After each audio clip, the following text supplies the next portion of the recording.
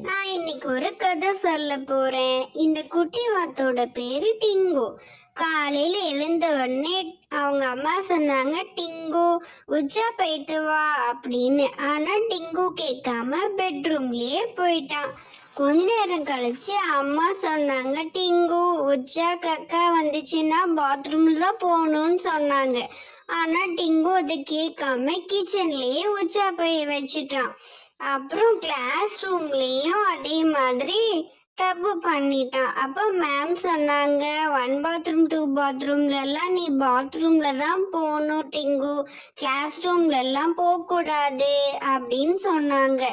அப்புறம் ஃப்ரெண்ட்ஸோட பிளே கிரவுண்ட்ல போகும்போது டிங்கு கக்கா போய் வச்சுட்டான். ஃப்ரெண்ட்ஸ் எல்லாம் அவனை ரொம்ப பேட் பாய்ன்னு சொல்லிட்டு அவங்க கூட சேராம இருந்தாங்க. டிங்கு நீ ரொம்ப பேட் பாய், இனிமேல் நாங்க அவங்க கூட சேரவே மாட்டோம் அப்படின்னு சொன்னாங்க. அப்பதான் டிங்குக்கு தெரிஞ்சுது அவன் என்ன தப்பு பண்ணிட்டான்னு சொல்லிட்டு. அது இருந்து டிங்கு எப்பவுமே 1 பாத்ரூம் 2 பாத்ரூம்லாம் பாத்ரூம் போக ஆரம்பிச்சிட்டான். கக்கா உச்சா எது வந்தாலும் டிங்கு பாத்ரூம்ல தான் போவான். அப்பத்துல இருந்து டிங்கு குட் பையனா மாறிட்டான்.